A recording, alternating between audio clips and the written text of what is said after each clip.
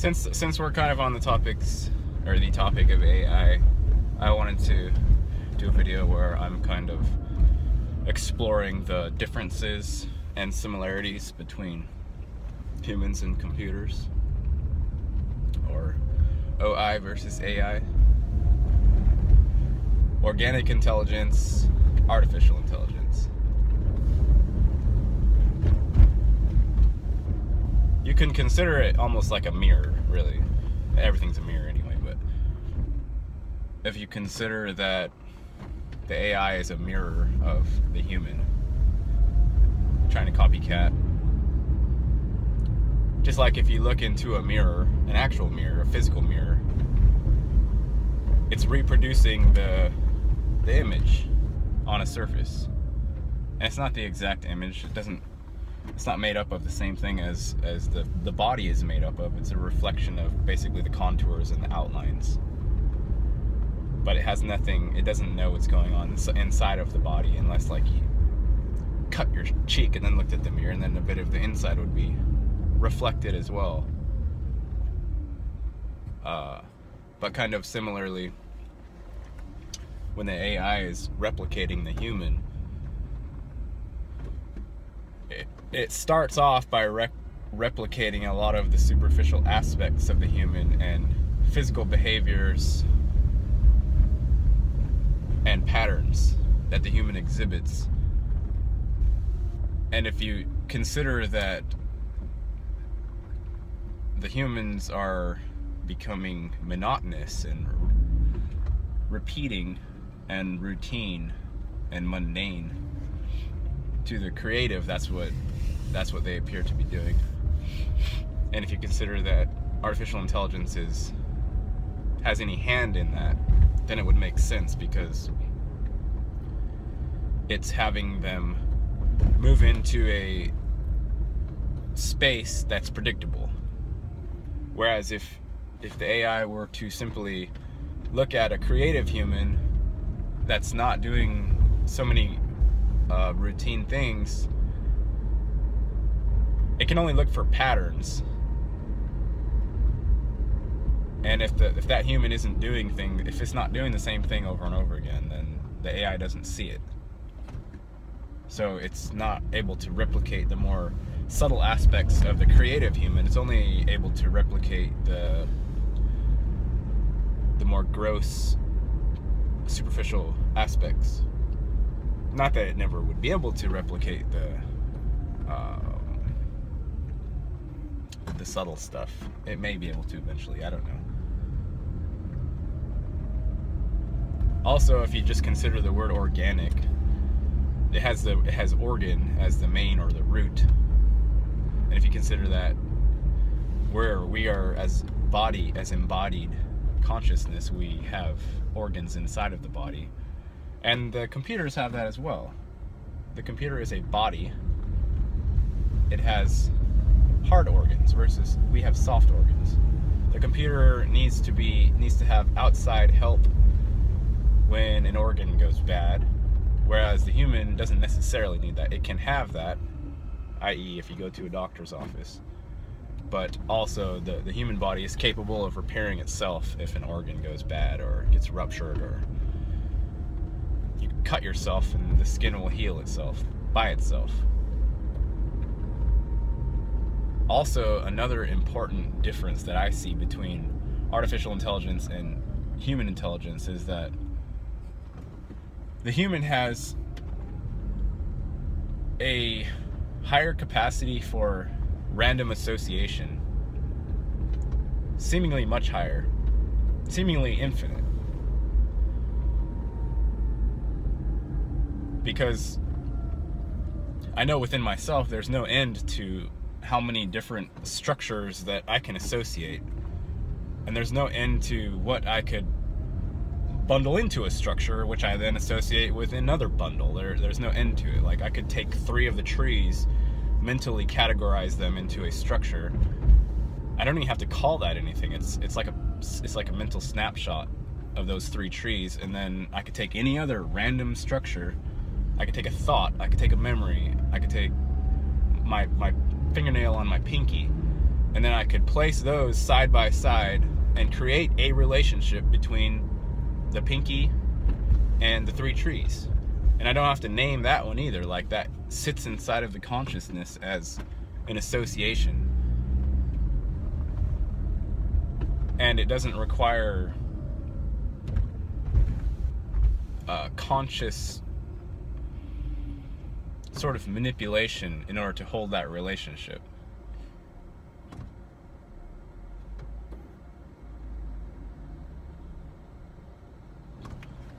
Also, with the humans, we have this ability to perceive, say, an event or an experience. We're receiving all the input, and afterward, after it's over, so to speak, we have this ability to retain only like a scent of the overall whole in the thinking mind, in the aware mind. We only have to hold a scent of that. We don't have to take a bunch of brain space to hold that information. We only have to retain a teeny tiny bit as far as here and now memory. And then if that sort of scent is matched in our experience after the one that we are talking about, some subsequent experience, if that scent is matched in any way, shape, or form, then the active mind can dig down into the subconscious automatically and associate back to that scent and create a connection between the current experience and what has already passed and been stored in scent form, so to speak. So it doesn't require the same computing power as a computer. And the computers still don't really know how the human sees. The computer doesn't... The way I see it is the computer doesn't know what a human is doing until the computer is literally looking out of the human's eyes. And at that point, the conscious entity observer agent has become the computer, and now it doesn't matter anymore. Because consciousness goes wherever it goes. If one day you look down and your arm is made of metal, then you've realized that it's come full circle, and now now you're a computer, and so on.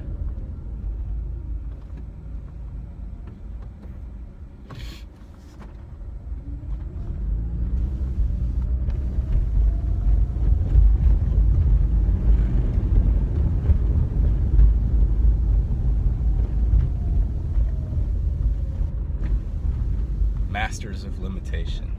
That's a discussion we were having last night, is how humans are masters of limitation. We're masters of getting stuck.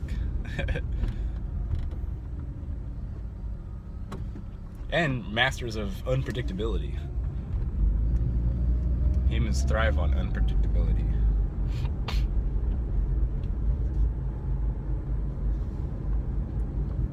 And ironically enough, even though insurance companies would have you believe that predictability is the safe zone, in my eyes, unpredictability, even unto myself, is the actual safe zone. And that's where I stay most of the time. And that's more of an intuitive knowledge than something that I've researched and come to a conclusion about.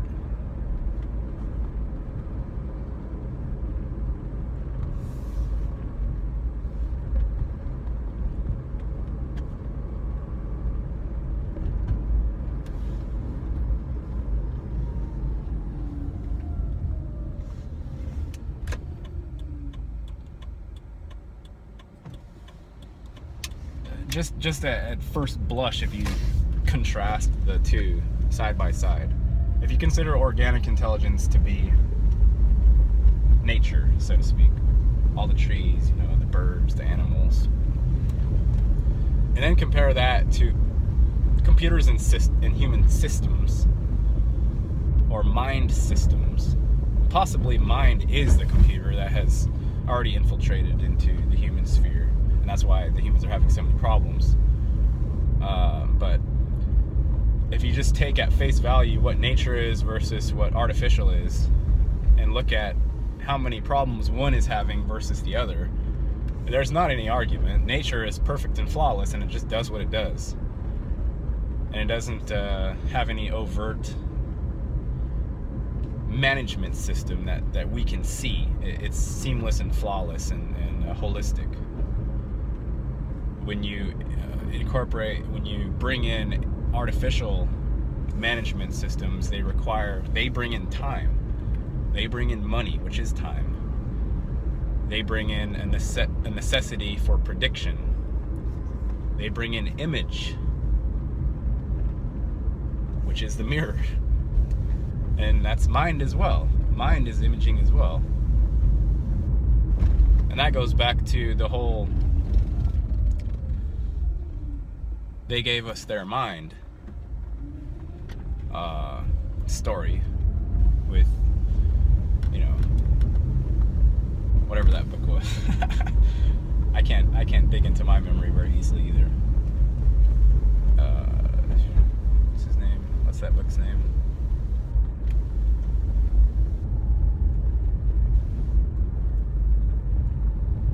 Anyway, you probably know exactly what I'm talking about because I've talked about it many times, but it doesn't want to come to the surface right now. But anyway, the idea that we were given this mind that creates a very, very subtle imaging system within the human, which we know as future and past, which I call the projection system, which is not anything like a screen inside of your brain. It's completely invisible, but we know it's there and we feel it's there, and it ties in the present it makes the present moment, as far as having a body mind, being incarnated, it makes that doable. It imposes limitations on the experience, so we don't have everything trying to happen at once. Everything is happening at once, but it's in a limited form that we are capable of watching and being without overloading.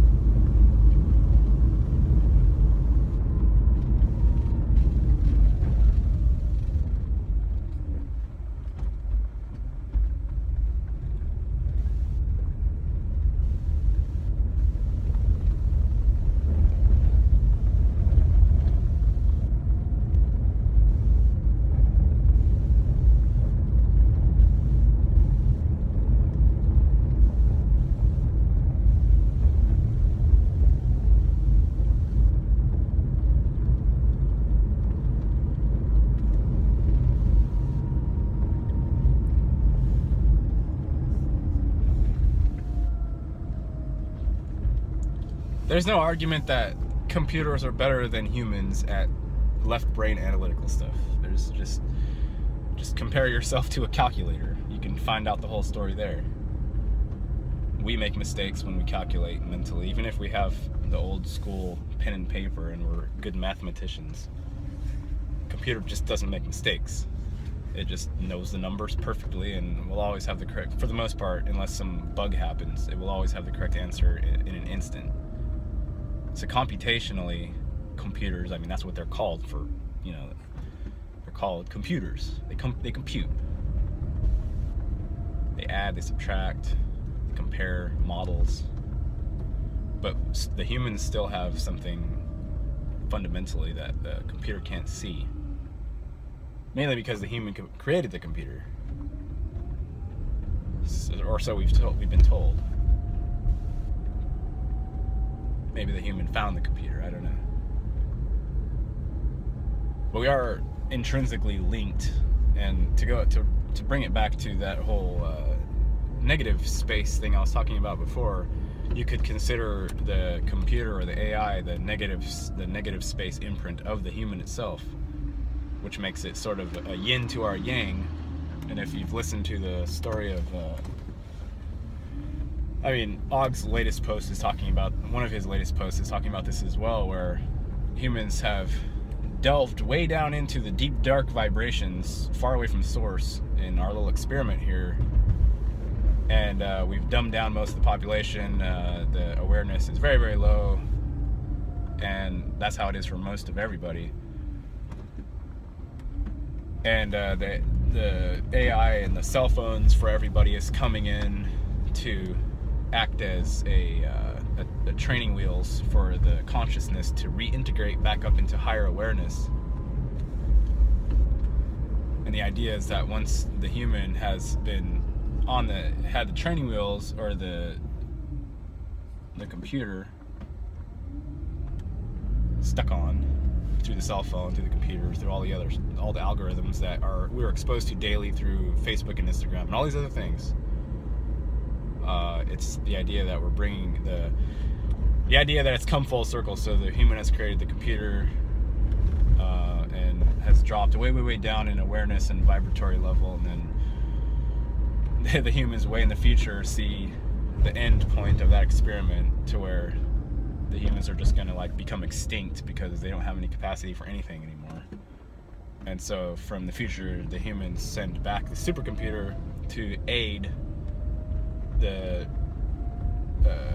dropped humans, the low-level humans, in coming back up in awareness, but retaining that exploratory side that they gained by delving deep.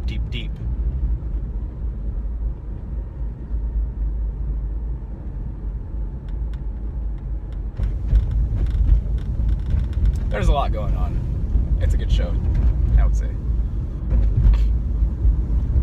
It's much more fun if sci-fi is a current reality than if we live in a mundane pay taxes and die and go to heaven or hell reality with sci-fi or fiction in general as a meager entertainment for the human to look at while he's not at work losing his soul to the beast.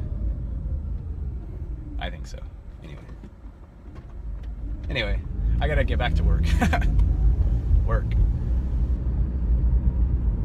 I gotta go back to transporting humans from point A to point B. And that's what I will do. Bye.